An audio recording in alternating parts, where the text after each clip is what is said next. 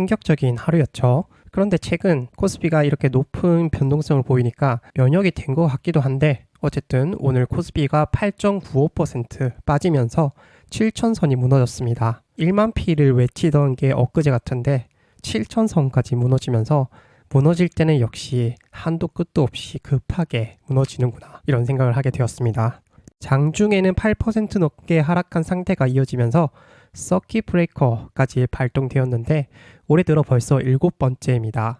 변동성이 얼마나 심한지 알 수 있죠. 코스닥도 800선이 무너지면서 4.55% 내린 799.36으로 마감했습니다. 기록들을 모두 깨고 있는 상황이죠. 삼성전자 10.7%, SK하이닉스 15.37% 급락하면서 반도체 대형주가 지수를 통째로 끌어내리는 형국이었습니다. 제가 누누이 말씀드리지만 삼성리스는 이제 더 이상 과거처럼 미친 듯이 오르지 않습니다. 그래서 계속 수익을 실현해서 다른 종목으로 갈아타시길 또는 잠깐 쉬시길 권유드렸던 이유고 지금까지 아마 파시지 않으셨을 거예요. 그게 우리 투자자들이 일반적으로 가지는 감정이고 판단입니다. 그래서 이거를 깰 필요가 있겠죠. 이렇게 주식시장이 무너지면 즉각 드는 생각, 살걸, 팔걸, 어제 팔걸, 내일 팔걸 뭘 등등등등 껄무새가 등장하게 됩니다. 언제까지 이런 껄무새를 외칠 것인지 이제 바뀔 때가 되지 않았나 라는 생각이 들죠. 그래서 이 패턴 정말 끊고 싶잖아요. 오늘 잃은 돈이 앞으로 계속해서 내가 발전해 나가서 투자자로서 성공하는 그런 교육비로서 제대로 역할을 하려면 이번 영상 꼭 챙겨보시길 바랍니다. 벤저민 그레임이 이렇게 말했거든요. 여러분에게는 미스터 마켓이라는 동업자가 있다고 상상해보라. 이 동업자는 매일 여러분을 찾아와서 여러분이 가진 지분을 얼마에 살 거다. 이렇게 당근마켓 하는 거죠. 그래서 얼마에 팔겠다고 제안을 해요. 또는 뭐 사겠다고 제안을 하는데 문제는 이 동업자가 조울증을 앓고 있어요. 그래서 어떤 날은 막 기분이 좋아서 터무니없이 높은 가격을 부르기도 하고요. 어떤 날은 오늘처럼 극도로 비관에 빠져서 회사가 당장이라도 망할 것처럼 낮은 가격을 부르기도 해요. 중요한 건 뭐냐? 이 동업자의 기분이 회사의 실제 가치를 바꾸는 것 아니라는 사실이에요. 그는 그저 매일 가격표를 들고 찾아오는 존재일 뿐이고요. 여러분이 그 가격을 받아들이지 못할 경우 또는 이 가격이 너무 터무니없이 없이 비쌀 때 이럴 때 무시할 수도 있고요. 그래서 이런 건 전적으로 여러분의 선택입니다. 오늘 하루 만에 삼성전자와 SK하이닉스 사업 본질이 10%, 15% 나빠졌을까요? 그렇진 않겠죠. 오늘 급락의 배경을 보면 중동 지정학 리스크, SK하이닉스 2분기 실적에 대한 우려, AI 설비 투자가 줄어들 수 있다는 우려 등등 모든 악재가 다 몰려든 것 같아요. 그리고 이렇게 여론에서 모든 악재가 터진 것 같이 얘기를 하면 투자 심리가 급격히 얼어붙고요. 그 얼어붙는 심리가 매도를 부르고 매도가 매도를 부르는 이런 형국이 나와서 사업 본질을 바뀌지 않았음에도 주가가 급락하는 경우는 단기간에 나올 수 있습니다. 사실 이런 이유는 다 그럴듯해 보여요. 문제는 뭐냐? 지나가서 하는 얘기라는 거죠. 지난주 금요일 그럼 팔라고 얘기를 했어야죠. 그런데 아무도 그런 얘기 안 했잖아요. 그리고 전쟁 재개는 주말에 일어났죠.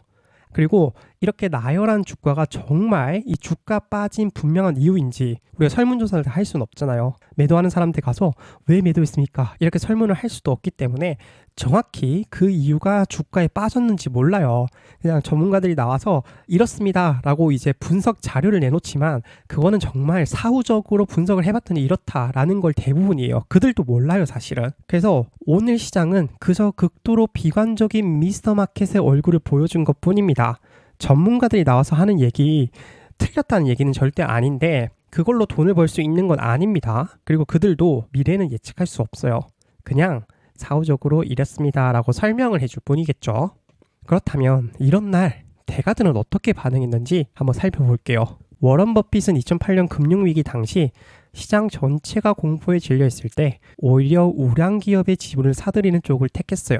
여기서 하나 조심해야 될 거는 그는 2008년 금융위기가 올 때까지 기다려서 가지고 있는 현금을 그때 한꺼번에 쏟아내거든요. 그래서 이런 투자법은 굉장히 인내심이 크게 요구되는 워렌 버핏 정도 되는 사람들이 할 수 있는 거예요. 그래서 일반적이진 않긴 하지만 그가 반복 강조하는 원칙 단순하거든요. 가격은 가치와 같지 않다. 그래서 시장 공포는 종종 좋은 가격을 만들어주는 기회다. 싸게 살 수 있다. 가치가 변하지 않았다는 전제하에서는요. 그래서 이렇게 가치 위주로 가격을 판단할 수 있어야 된다라는 게 중요한 거예요. 물론 아무 기업이나 무작정 사도 된다는 뜻 당연히 아니라고 했죠. 워런 버핏 일하는 거 보세요. 모두 막 읽을 거리 책에 파묻혀가지고 계속 읽고 생각해요. 그래서 그가 한 종목을 고를 때 이렇게 노력을 많이 합니다. 이걸 기반으로 해서 사업을 이해하고 있었고 준비를 하고 있었던 거예요. 그래서 미스터 마켓이 우울증에 걸려서 싸게 주식을 내놓을 때 과감하게 살 수 있었던 이유죠. 감당할 수 있는 원칙 안에서 움직였다라는 것도 전제 중에 하나입니다. 그래서 워런 버핏의 이런 특이점, 이런 강점을 여러분이 꼭 배우셨으면 좋겠고요. 찰리 멍거는 조금 다른 각도에서 이야기를 하거든요. 그는 변동성을 견디는 것도 투자자 능력 중 하나라고 봤습니다. 특히 제가 계속 카페에 말씀드렸듯이 최근에 변동성이 굉장히 높아요. 그리고 그 변동성 방향이 얼마 전까지만 해도 비정상이었거든요. 그럼 비정상에서 정상화되는 과정 속에 있는데 이 과정 속에서 주식시장이 크게 흔들릴 수 있다라는 얘기를 계속 했었고 역시나 흔들리고 있는 거예요. 그래서 변동성을 견딜 수 있어야 된다. 이게 투자자의 자질 중 하나입니다. 시장이 출렁일 때마다 매번 반복해서 사고 파기를 반복하면 정작 여러분은 좋은 자산을 오래 들고 있을 기회를 스스로 차버리고요. 괜히 증권사의 수수료 또 세금으로 많은 비용을 치러야 됩니다. 그래서 기회도 놓치면서 비용도 올라가는 계속해서 민첩하게 반응하는 게 결코 좋지 않다라는 거 꼭 챙겨가시고요. 헝가리 출신 투자자 앙드레 코스톨라니는 이걸 계란과 냄비에 비유했거든요. 시세가 흔들릴 때마다 계란이 이리저리 튀는 것처럼 손이 여린 투자자들은 작은 충격에도 팔고 도망쳐요. 반면 굳건한 손을 가진 투자자는 그 흔들림을 버텨내고 결국 시장에 남아있는 자산을 챙기는데요. 앙드레 코스톨라니는 특히 투자 심리에 관해서 많은 지혜를 주기 때문에 여러분께서 기본적인 공부를 하고 나면 이 앙드레 코스톨라니는 꼭 만나보셔야 되고요. 제가 앙드레 코스톨라니 관련된 영상은 과거 영상이 있기 때문에 참고해 놓겠습니다. 같이 보시면 좋겠어요. 여기서 제가 오늘 여러분께 드리고 싶은 메시지, 이건 여러분이 잘못이 아니에요. 또 여러분의 판단이 잘못됐다는 증거도 아닙니다. 그저 조울증 걸린 미스터 마켓이 오늘 유난히 기분이 안 좋았어요. 월요병이었나 봐요. 다만 이 이야기가 무조건 오늘 사라는 신호가 아니라는 거 다시 한번 짚으면서 넘어가고 싶고요. 대가들이 폭락장에서 움직일 수 있었던 건 뭐다? 평소에 그 기업을 알고 있었고 자신만의 원칙이 있었기 때문입니다. 원칙 없이 그저 오늘 많이 떨어졌다는 이유만으로 뛰어드는 건 미스터 마켓의 기분에 또 한 번 휘둘리는 것과 다르지 않아요. 저는 오늘 아침 제가 운영하는 카페에 손자병법을 주제로 글을 올렸거든요. 그리고 손자병법에서 투자자가 갖춰야 할 두 가지 지혜를 알려주었어요. 바로 유연성과 먼저 승리하고 나중에 싸운다. 이 두 가지 개념이거든요. 손문은 군대는 항상 같은 형세를 유지하지 않고 물은 항상 같은 모양을 하지 않는다고 말하며 유연성을 강조했습니다.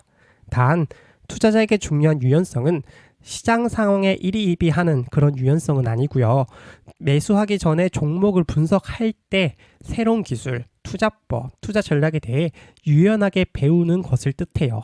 마치 워런 버핏이 계속해서 읽으면서 세상을 읽어나가는 것처럼요. 이런 유연성이 필요합니다. 그리고 이런 유연성을 가지고 전쟁을 준비해야 해요. 그래서 이겨놓고 가능성을 최대한 키울 때 이 유연성을 가지고 이겨놓을 전략, 전술들을 짜고요.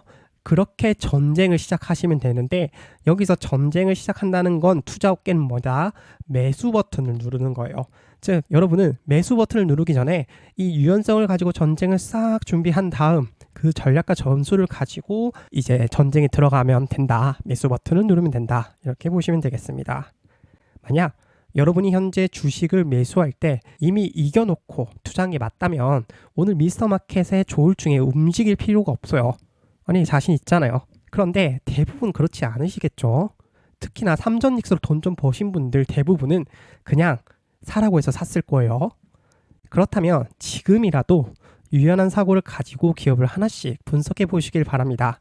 특히 이제부터 삼전닉스 외에 돈을 벌 수 있는 또 다른 종목을 찾으시면 되는데 그냥 시가총액 1, 2위를 사면 되는 건 아니기 때문에 유연한 사고를 가지고 기업을 하나씩 분석할 수 있는 능력을 키우셔야 된다. 주식 투자에 좀 더 유연성을 가지셨으면 좋겠다라는 말씀 드리면서 미스터 마켓에 흔들리지 않으려면 결국 내가 그 종목에 대해 자신이 있어야 합니다. 자신이 있는 만큼 움직이지 않고요. 그만큼 껄무새가 되지 않습니다. 더 늦기 전에 다시 시작해야 합니다. 그리고 지금이 그렇게 하기 좋을 때거든요. 이제 삼전닉스만 가지고 될 때는 지났습니다. 당장 삼전닉스를 팔라는 얘기는 아니지만 비중을 꼭 줄이셨으면 좋겠다. 그리고 비중을 줄이고 수익을 실현한 그 금액은 잠깐 계좌 다른 곳에 파킹 통장 이런 데 옮겨두시고 여러분은 그동안 공부를 하시면 좋겠어요. 그래서 그 공부를 한 게 나중에 또 다른 삼전닉스를 만날 때 유용하게 쓸 수 있을 거예요. 그래서 지금 변하는 사람이 앞으로도 주식으로 돈을 벌 수 있다라는 거 꼭 강조드리고 싶고요. 그 변화 일리시타임스와 함께 하셨으면 좋겠습니다. 네이버 카페와 영상 계속해서 만들어서 여러분이 복잡한 투자 세계에 자신감 있게 나아갈 수 있도록 도와드리도록 할게요. 다음 영상에서 뵙겠습니다. 감사합니다.